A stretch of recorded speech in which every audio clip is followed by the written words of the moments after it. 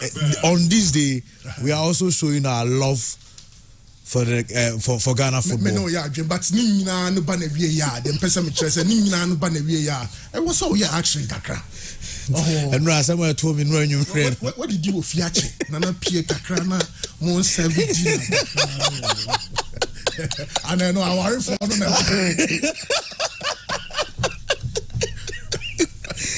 I'm a passing my view. Christian Machi. Morning, Nana. No, Penny, we are working there. Yes, what more answer? Oh, Nyamia do make a crack. Fantastic. 14th. Maxwell, good morning. Yes, sir. Good morning. Open you be able to there. Fantastic. Sir Christian, minim obashase for demonstration and kakra bi na demonstration will be numbers in Yami. Yeah. On say idea will be happy. As of for pay. Even police for now or more guided or more demonstrators. They love football. And it never kuye na afra man for saying na emra. Na you make sure say idea yin na ye pen ye ye na yin na ni hu faso a. Me ye so say wonye boni bia. Tinipa dodo na e di akire ni de.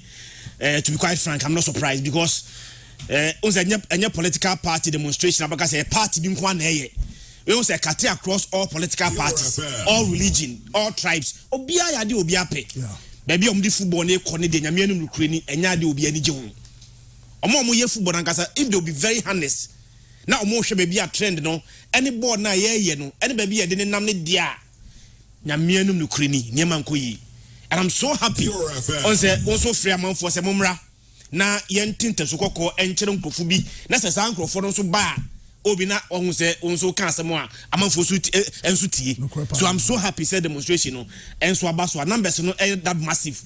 Empanimfo omo hwe no I think say we send the signal to them say the people are not happy. The people are not happy. Obi, how do you explain? And no na me share Africa say any leaks na yebono and their prize money. Okay. Obi, it will surprise you say Oko South Africa, the South African Premier League prize money no is $796,000. Okay. The Obo South African League na we are say Sundowns na Nigeria or we are sika edima Sundowns no is $796,000. Morocco is $598,000. Egypt, you bought the Egyptian league ni we, not team OG league no, at the $500,000 neko fee. Tunisia at the $300,000 neko fee. Tanzania, even Tanzania obi, Omo league winner no, at the $236,000 neko fee as prize winner. Mechakia, I was surprised to even find ourselves Botswana. Omo league ni we are, team OG Botswana league no, at the $54,000 neko fee. Ghana has say Yabo League we no na Timo about 34 matches. Etu quite acquired the length and breadth of this country no at the same Nekufi or the better $34,000 Nekufi. The same association no etimi approve say obi enko walk up enko the 12 days near $100,000. That must stop. That must stop. I had an individual oko walk up enko the only 12 days. Eddie Sikaif and $100,000 fee more than the winner of the Ghana Premier League. It doesn't make sense. It does not make sense at all. Omo ya bona omdo musike urabo no obi teams no they suffer omo bre. Edi tino nyama say reverse no ese nyama bebre ho man panifo ya ehya manfo bufo and the more you say it na kwa say na kabeda na emuya ye kano mo ye ne more ye kano mo ye ne more ye kano mo ye ne more uko walk up ekoji appearance fee ye kan ya less than 2 years AFCON wasa akocha appearance fee asa hwe form ho I think say beyond radio talk any ranting no demonstration and next said demonstration so entime and the results are obvious here the next step. Okay. The next step probably will be boycotting the national team appearances and home matches. Okay. You better say nia ehun sunso no ebe kwa akosie na yenya ne ntie so mampani aye nsisan kakra or am say why reshuffle. Hey, finally with the Pep Guardiola the NBA 89th minute. 89th minute changes now president by how they uncle changes David and Yusuf on one Into president I changes baby sports one with the national security for man as one say send you any see kono any changes where they are no dey I'm fast sports baby no crowd on say by June July unko 2 minister bia office obi abeye campaign obi any abre Mampanyin changes where dear no cremuni. Hey, Pep. 89 minutes. Why change it 3 above? 89 minutes, Nana. More than 19. Mampanyin change 89. Nana, we are super. Yeah, so 4 from more message. Bobby, they are not pen was sports ministry, no. I will soon eat. Also, now call Mr. Kobe Japan. But also try say time near very short. Yeah. Until we are soon eat. Until Biana unsettled no be. Okay. Onyanya ubia. On say upo be for a specific job. And yes, ubia keke and yes and ko be too. But you no on for Kennedy Japan, right? David. Kennedy Japan and Ken, how well does he know sports? How? Oh, that's why you see for name sports. But Ken area no. No, any area. Ain't no way failing. It is a Ken. I'm not saying it's own to me, but I mean, who's already Ken? Or no, more like business inclined. Or say social activists. No, come for be an near dinner. Oh, this is good reasons, baby. But Japan and they are the first choice. Or no, they need to rethink. That is what Kojo upon Kroma, and I'm saying no. Kojo, now, welcome, Minister BSC Kanoso Chirawa, yes, Kaketwa, your Minister appearance for your JR. Cup of Nations ne World Cup. Obi say Sanko MVP no mo obi say Nilante Vanda Boy dey. O say Omobi, Omo Titus Glover. O me hard guys. O so mo na ebi no mo be kasa be di adwuma no mo na mo ya dey. President I o say nkofo bi are disappointed a big time. Mo kasa be kasa om dey be ko e be see dey adwuma mo na nam Togo. How dey make 20. I'm a president I we ka. Demonstration no kakra bi na andi kaslas. Me I'm surprised. Me wan say mo fi say nipa be ha dey no crowd obi. About times 2, you will like people are fed up with the goings on. What I say, and to the message is this: they should change things. If only they have what it takes to change things, Obi. But so someone knew what it takes to change things, Obi. Say, that's Obi. Obi credit president Obi so to me, Jai.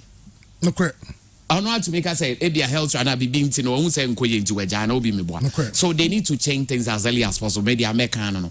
Not the way Omo success no monster. So Mufi said they don't have what it takes to do it. Obi, I think that there are so many people they can also come and help us. Or munya mantle and pachawati. It's ben yesi akot na honi yet one ye de bia ye nyehwe say. But the ha make a cran say, say ye we for senke ye Ghana sports. There's a yin others no musu crass no muhia a kabima pa. Say a boxers anyway, but I think say in subsequent ones investment in terms of returns. That because so I say no musu be dia. The entire demonstration we acquire football dear kesi and say we sika di football nim. Okay, comparatively. Okay, then I agree. We are wasting too much money. Revenue for us to get into that one. And I really support what they are doing. A massive thing. And it says I check up. Me say Obi finally. I feel we are ready. Sports bet Twaba.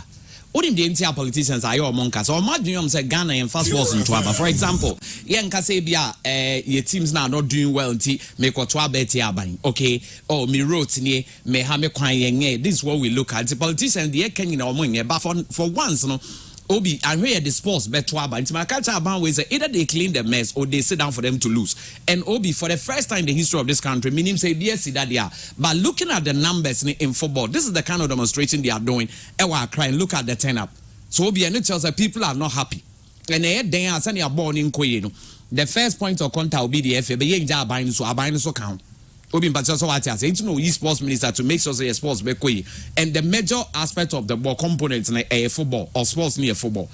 Obi, I really agree with you that the government would have to set up. And this demonstration a young of workers ye crane kosi baby Obi and crowd their politicians so power one a coup demonstration.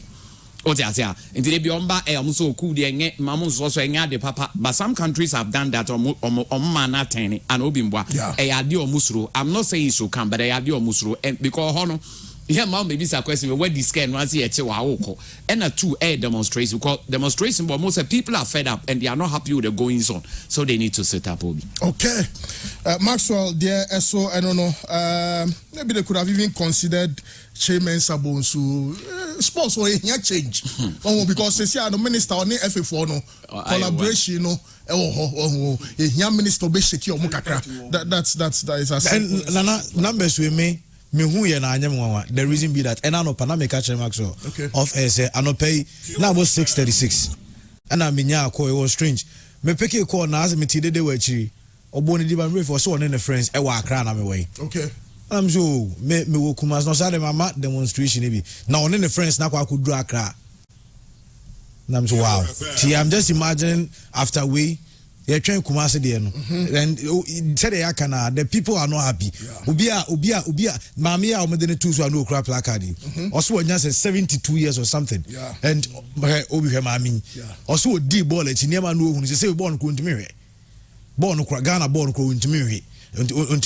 Clearly affecting the public baby or more drew say Bobo Muton Nema or Munya football so far directly or indirectly. They say Obia lose interest in the game. And then how can the people make their voices be heard? Through demonstration. And that is why I'm happy. Say on a Wednesday. And then your holiday, and then your holiday, and then working day. But the people decided to support this agenda because and Ghana football, I said him say 2026 World Cup, a lot of Ghanaian youth plans age na 2026 World Cup. Now the much idea. You better qualify for the World Cup. Anybody a Ghana football and Toby, you call AFCON countries 9 year almost semi-finals. Omo back to omo mind for receive enyefe. We wish to have that from our stars, but it's not happening. And now, but I say now Kofi Jerika as a born is akwa di nipa ko bi nchen. Omo na ye omo de ade omo beka na ewom. Omo ye nipa be num. So executive minimum say executive council members be kra no. Yes, omo executive councillor members and come omo kwa amafo be hu omo a. Yeah. And clearly tells you that the people of Ghana are not happy when it comes to our sports. Yes, say and a Ghana sports necessity. But they are about Ghana football. So Dr. Safo J catch on maybe a about Black Stars and I don't know because so we be catching and say Black Stars be drew the be na yakọ AFCON atwasum prenu. Nani nyina yetimi qualify from our group stage asabi na nko catch any panisa na adwene nye. But now this is where we are. Black Stars now call AFCON 2 times. Nina intimate qualify. Sabre crown na FO. Nana Sabre na FO so call AFCON na. Ubetimi qualify from your group stage. But Nina Ghana intimate qualify. And very sad. And I am happy said that people of Accra decided to support this. And yeah, heard what will happen in Kumasi. Understand that Kumasi on the 23rd. That's Friday by now. You know. Nana ever change. Na yensu ya chere sampa. Yeah, Black Stars said your baha. Yes, support to more money, they come on radio talk, then media for the people come to support in the from all angles. No, this time you need you Tibetu Musun Tasukoko, Yebeka Biatrum said your moyano, Yempe, and Yaka for times with that number, but Yenya are responsible through this Ghana football bedani. Okay, now we're sending a Jumedia no Bessia Quaden, Bessa con crime biome. Na yenu makudin komo situational reports the course hono e was say omoma ehu na obiano I'm sure say with these videos and pictures the FA should be shaking by this morning just a shaking takraba because HRS and no kremunye nipa eni brand casilas odi ebe kwa ma no ne kakra obe rambo kakra na we no wan kire me ye o say ne Valentine o ye me dey say mi hia wo and near your point. Okay. Say Christian and then oh yeah and then me okay and the biana will be media kwa ntine die oh expect teddy bear na the baby bia who say the word for some no demand okay ade bia the baby bia so mo me be so kakre bia I sound a member in trouble but if you trouble e tiachu nana and then this is no me ti obi anu okache no lady big agency o e ma ne nye it's a perfume. No, because what perfume? This time, or not send the open. When you deal, Max na I don't pay. They said they're 14. So now, who chase can? Who don't start to chase can? So, in America, sorry.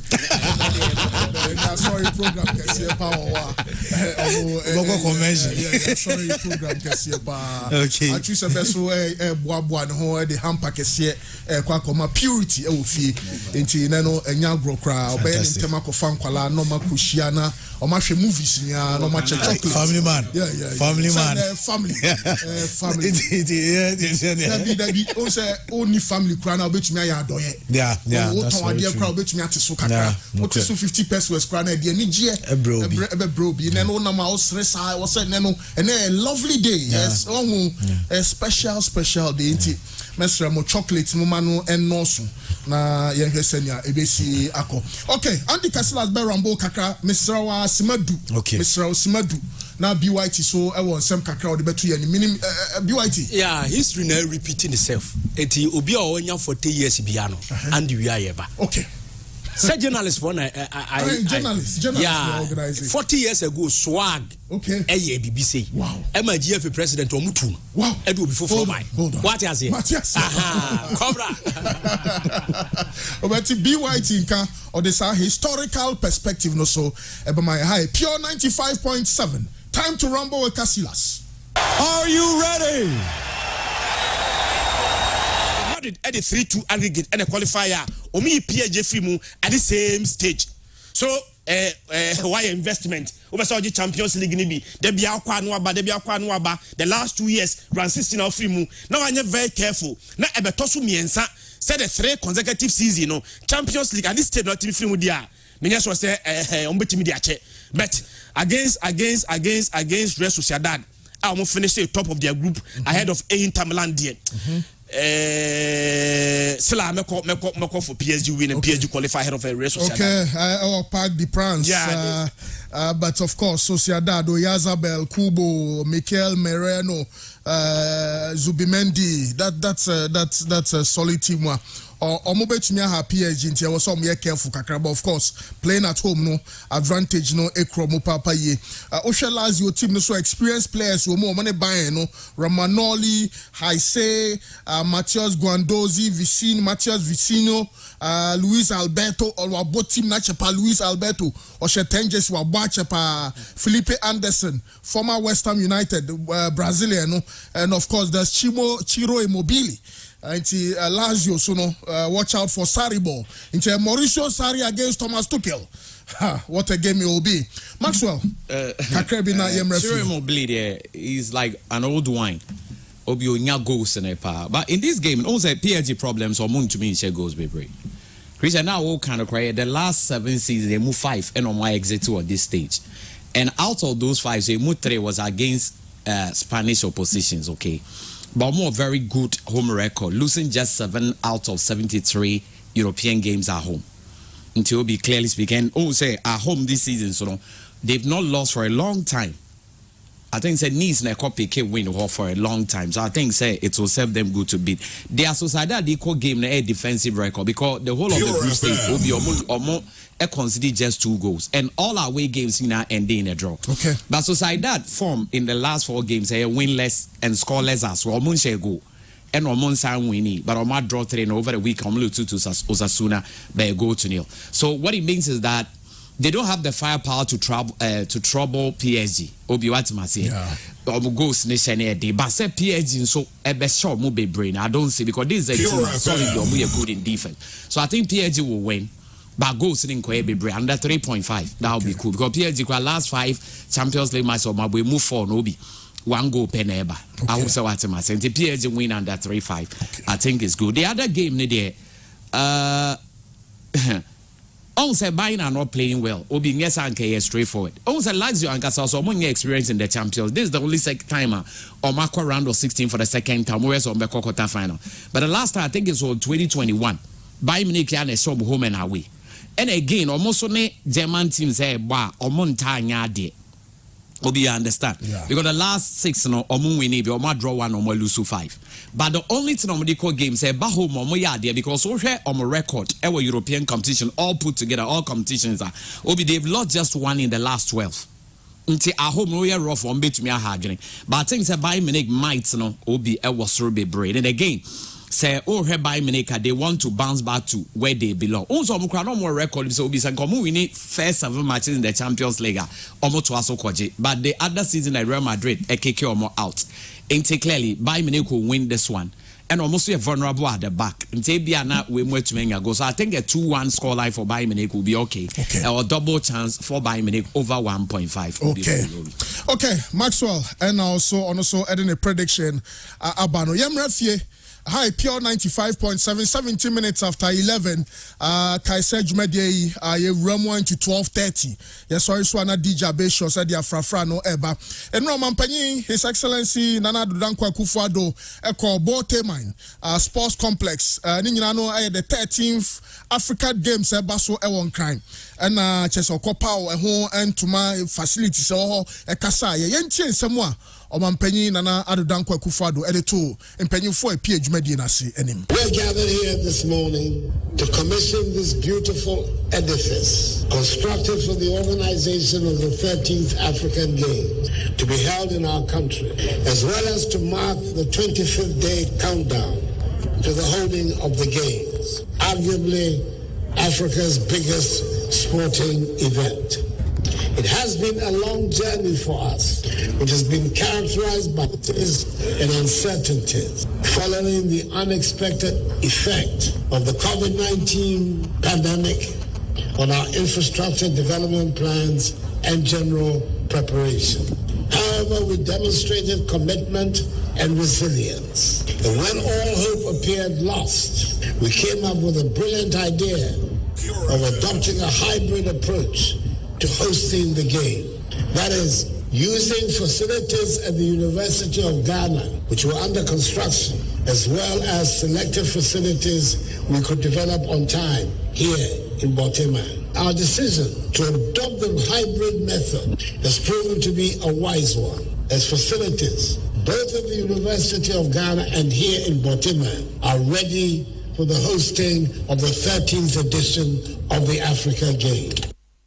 Omanpenyi His Excellency Nana Adudankwa Kufuado ne nsɛmɛ no na ne kasa yo mu nyinaa na ɔse aban hwɛ nneɛma yie ɛna ɔmo fa Legon for sports complex ne enya nsimie na ɔmo yɛ sɛ ɔmo de ka All Africa Games no ɛna ɔmo kɔ Boteman na ɔmo yɛ sɛ ɔmo yɛ nneɛma kakra wɔ hɔ nti awie games na Legon fo benya ɔmo sports facility na Boteman so no deɛ no so wɔ hɔ nti ɛno na ɔmo hwɛ ne mu sɛ bibrem ha nyinaa no obia ani ɛbɛba nkran ne atumi ahwɛ ama dwumadie no atumi akɔso ɛhɔ ɛna Professor Chuma Simane nsa so mampanyi mo bibika na facilities ya moye me so plan na maye say me hwa ma maintenance akonanim no ono so ne die nie. So at long last everything is set and the African Games is on the way to Ghana for the first time since 1965. And if you look at the edifices here, they are happening in many different venues, but this particular one is exceptional because it started from scratch. Everything you see here is new.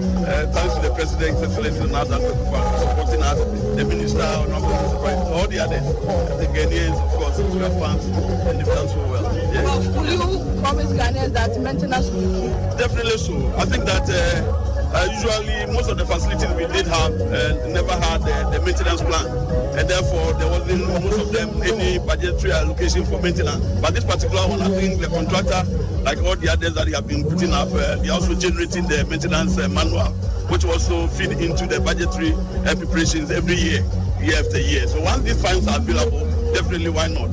There will always be a conscious effort to keep it.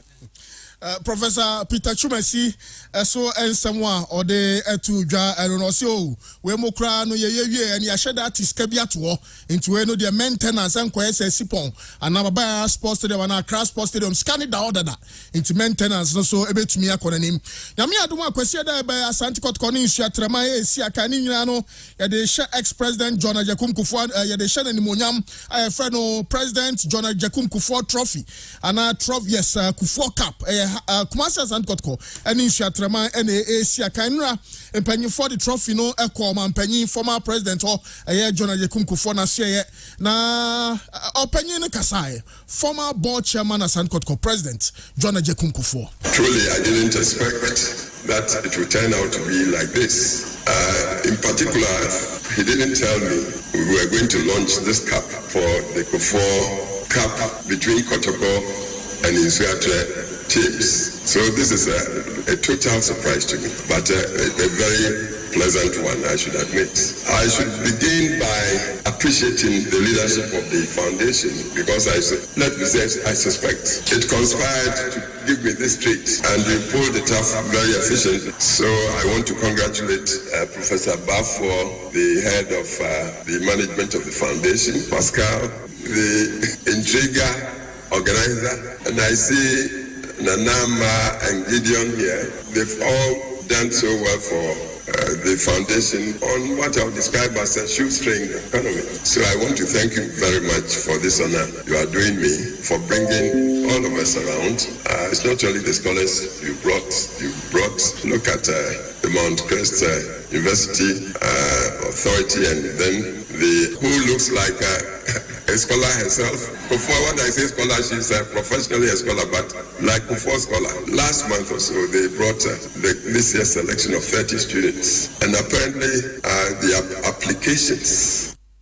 Okay, former President John Ajekum Kufo ne nsɛm a ɔde to mpanyinfo ɛkɔ na so yɛ ne nyinaa no fa Kufo Cup Asante Kotoko ɛne nsuatraman kwasieda ɛna asago kansie na ɛba so 30 years okreku FA President ɛde to President Kufo anim sɛ ɔbɛtɔ 5,000 tickets akyɛ nti ɛho nsɛm kakra ɛso ɛno no yɛmmerɛ ne nti yɛnwurawura nsɛm no mu BYT my historical perspective no na Sir Christian Maxwell mfa analysis no emra Kaisa demonstration no omo ko manimu a chese enche na omadru efi asoye na omaye presentation no yeah obi adia ba ko ne se ato 40 years ago and Ivory Coast was AFCON that was 1980 e Obuake na Ghana BC and this time around Ghana BC wa Abidjan na proud to that tournament no ye ba be ko no na CK Jamfine or Sam Dodum na handle Blasters. And at that time, a year former deputy of a year sports, and I say director of sports at that time. It is no sports council, on a deputy director to say it be a Prof. Chumesi deputy. And you didn't be a GFA president in the shape of Mr. LTK Caesar. Okay. It is Caesar and a year Ghana Football Association president after Akayensu everywhere. Okay. So 1984, near defending champions, 82. Tigana and Central for to Manugu just 14 days before the tournament, and a Ghana need to go ball for any match. That was February 1984. Okay. And almost say 2-1. And almost team name Yempamono. And Central Force said, no, Papa Jai. One thing, no, they are funny beshell. And your coy. Wouldn't say points are in 2 points. Yeah, in 2 points. But yeah, really be. Yeah. 1984, yenya 2 points. But here Rene Bakwesa as a Saturday 2-point system. Oh, Rene match 2 points. Ghana first game was against Nigeria, almost 2-1. Opokuntina take Kabako. Okay. Yen second game was against Algeria, almost 2-0. Yen third match, NSM Malawi, last match, 1-0.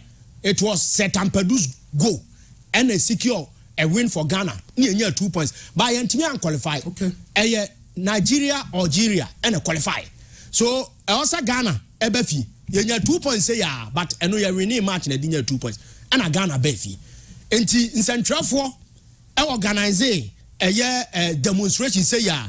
So okay, or Heneba Chas. Yeah, Heneba Chas. Ken Bediako. Oh yes. Okay, Kofi Badu. Oh, yes. Now yes. Chief of Staff Asante. Yeah. Menchia Palace. Yeah. Yeah. Okay. Yeah, Papa Bina, your friend Joe Agri. Joe Agri. Yes. That time on that SWAT president. Okay. It's as an Jolati.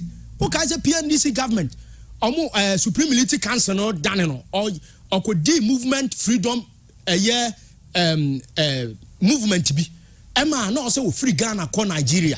So okay anti or Nigeria ko and Central Jumano Nigeria. It took him 1990 and then was back to Ghana. Okay. But also a canvas sa demono through the channel na Nigeria no. Okay. Federal corporation media na no wo so no say ebeboa na sa demonstration abaso so empanifo akuku da Mr. Francis Asua was part of that demonstration na ye wo Mr.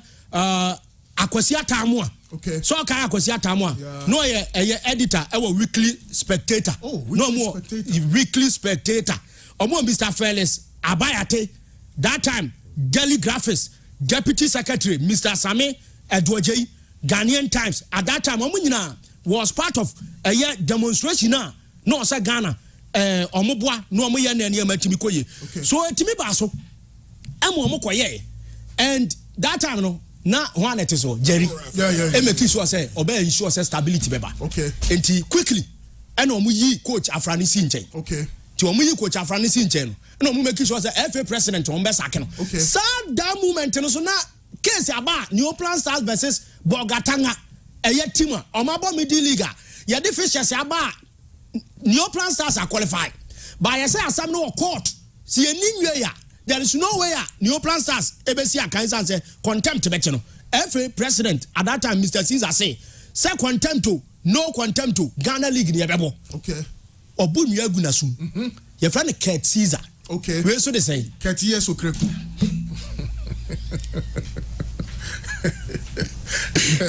and apart from FA president sure so time Accra High Court judge Justice J.D. Hayford release Magana Moligi or say bebo and yabebo dia or say the New Plan Stars since ye di case ni na New Plan dibima no abebo and to him say a history case ya pa say Mr. Abe Pobi e bia no otie adwuma die no ye says ye to need a sad case of New Plan Stars New Plan ka Ghana League no ba ye bo fishes now a minus otifie fish ani duro e bia no kotokwa otewo one ha asa otewo onu Olympics otewo match ne maso ye try say ruling beba na ye de na be so no abo matches ni nyina ye wie league ni nyina na say demo 2 New Plan Stars abra one keke one game na nim say ruling so ba na bo get team na dibem enti e be ne dey omu nyina nkofie ena ye yi ni fro na ye de Mr. Elias Tay so Elias Tay ene be share season 9 e make sure say Ghana football no ye bebu e dia konanim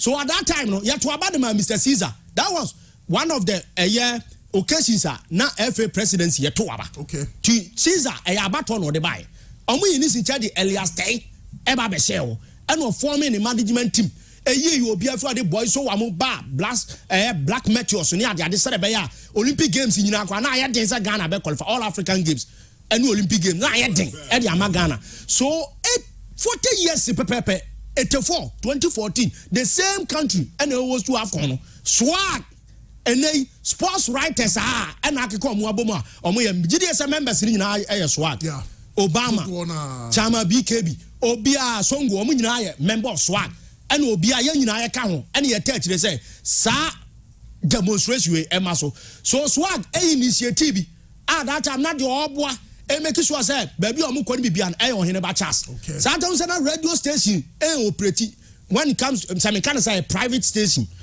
na private radio station bia operate unim untimi kura anye Mr. Charles Rakuru be TV omo gu no say da bi enye ye enti omo ana omo chairman newspapers any ade ene omo ya admo GBC mo ana kabom yes a demonstration no ene fire ema at that time abani yi Caesar fringe esinchen ekofa Elias Tay eba be share ho ema oba be boy ema Ghana football no ekoye ewom say every one yan qualify 3 consecutive AFCONs there 86 88 1990 Ghana qualify but the following time I no yes I final absolutely BYT Bright Yabua Taylor no the 40 years today demonstration ekosi ABC emomdi 2 FA president no wow okay Sir Christian nana enra ade nana do enso ye say Boteman okobi facility na no me sure say any cancel the maye nyina because me kai say 2 years ago na ye worried say one hwa ye ntimi miti air time no because ye koyi ekutwa site wo na nantwie ni say asena hwe nkoso site wo no but nkakra sa facility no enra etimi bia no nanu na me hwe social media comment under nanado post no yes o ma commission ade no every single Ghanaian was concerned about 2 years afterwards sa ade ne dia but ododo na adwe ho se sa facility na enra omko commission na efe no ye adwe ho se after 2 years ye be sa akọ no net say maintenance culture has been a major problem. Ade ba ko a MPP for Ghana for betimi dia kai omo ne say in terms of air sporting facilities there nyamianu rukreni omaye bi pa so omne si esipon esi tamale edi hosti kan 2008 omo aso na see these facilities astroturf omaye bi papa okroma sei but ade ba ko a high oman we ni say nyamianu rukreni sikani de ya ade a ebetimi de aye ba ya ade kro na wie no afterwards de be ha Ghana for ni say ena ye kasai esipon si na efe obi na esipon efe pa o Tamale say na bad very beautiful stadium but Tamale na is 2008 how many years now I think say about 16 years afterwards okosa facility one ma owre be ho oko esipon na a disappointment nko so major concern for all of us and say we all African games now how are we going to ensure say 5 years to come no these facilities am ko say because yes can go be South Africa ade eboa South Africa ne say omo see 2010 World Cup no eboa omo pa o they had a lot of air sporting facilities. I'm sure say Ivory Coast ebe benefit from sir after omo host ye so when a major tournament and host here one sha untimi and building new sporting facilities etu unya event be host here eboa no was new one that na won so a no upgrade no. But Ghana for na said there be Ghana for in Madeni ye by a year we are with time Obi and now pictures in Libya. I don't know absolutely very beautiful facility. A question Prempe Mustafa say NSA boss Nenisi Mani Kwamani Ra. Any question for Rademokra. To Ghana for disappointment say ye be we as I say on the manager because the idea is that Dano, Namian credit, what the Ghana for in Ahamo, what the Hamo, and to think of it, say this same facility will be handed over to him to manage. Okay. The way in that was saying, yeah, the for a brand new Ghana for Nigidio, Musobeti facility. No, our major concern is that a bit at him because I didn't have you host ASR All African Games New Year, Ghana Benyani Munyam, but 5 years to come, the young Kohonomo, one shall Ghana for Rebel. Well, young Senior and also but National Under 20 and a bebo tournament to air Black Satellites into Desmond Affair. Hey, tournament to there. Desmond one JD Embassy, you know, because Mazawa is a baby out, Junano, Yahona, and also Juna, but yeah, the amount into your own. Maxwell. Obi, history na Brian Yabo Taylor mine depa. Now is about say for obe home with problem ning na say be na FIFA issues na bebem no be I'm telling you a reality. Intin or more pen come persuades minister or radical so that he'll be able to face them squarely so that they can't do what they want. If it's a Oshobi how demonstrators and the new macro also or to the American who say in Ghana hano at the top level you better so time will be what I say about say we be beyond than Aquim. It means that the whole nation is like that. They should be very careful with the history now and under 20s or Mokobo also could perform abysmally the NSA kasi every president from Ghana ni biya bejatum. Ain't a how do you make or break? So for me, what they need to do is obi omonya DS under 20 ni baby be different. Na change the narrative. Because BYT catchers the following year we went to the AFCON and we won. And we did very well from our symbolic performances, which we can also do. So that is the point. But looking at the Baltimore projects in there, yes, the only problem now has got Ghanaians in yes, despite the Ghana for Africa, my yeniati. Even in the whole of the world, the Ghana for yeniati yeniati pa. But your problem back we are dream boni. Oh, any down why ye and the Ghana for problem. Because one. In 2000, when these stadia were put up, nobody thought they would do this level. Obi, here we are. Ente Biana Cape Coast Stadium under Prosamil Suno Musi, right? Yeah. Sisia Stadium the state way. 2008, Omo renovate Kumasi Stadium. No, Manibe one of the best on the continent. Currently, where is it? Eti the Amimis runs away sooner. FSA in Obi. Actually, 2-3 years, no, we'll get to the same level. And do you know why? The only reason Omo man say Sika fans. Oh say. NSA boss kasa what as more kind. Or say this time or my baby say contractor no put this facility up no. Person money no ye de or maintain stadium no. Now if or the apes say fans no more the accept budget is a fans is release it there or more the bay edgema. Obi I'm still afraid that they will not release the fans and tell us it's scanning. And see as not only when this facilities are deteriorated to this level there. Obi seriously speaking as Ghanaians and say and said I'm correct. But I praise the government for what they've been able to do because looking at the facility you put it up no. Not all African countries can Obi or Mobi. But after 2-3 years, NASA I go back. Then what are we trying to talk about? Into Obi to say NS meaning we should say NS the bereso. Yeah. And your boss na so more permanent. Well, now that Takwaso the NS so more the my NS. Stadium na go fields for 9. Yeah. Yes, into on the bed there so more permanent. So Obi it has got to do with the maintenance culture. And maybe their message say in kasa contractor no put it up stadium nansa Obi and a facility no. Yes, sign a contract. Yemfa maintenance in anka contract at least for the first 5 years. Obi so ultima say nanki etues can dey amom so what we are going to do is so see facility ni we are the next 5 years no be maintaining after that 5 years they settle ni etumi anya funds bia ye betumi asan money bia obetumi aden or dey ato aso aye not all the facilities you all Ghana you making sure say it will be maintained not glory into Rowdy. Okay, Maxwell, yeah, that's bebre. And Chebeko Exodus group of companies, some of the Exodus Moringa capsules, Exodus Dandelion capsules, Omo Ede Ebedrama, so Omone Ebedi Din Komo Sanse, Noemi, no Amabobo Din, Boama Ghana for Ahua Dena Kosro, na Yetmiatna Sasi, so Ache Isanse, Moringa Dandelion.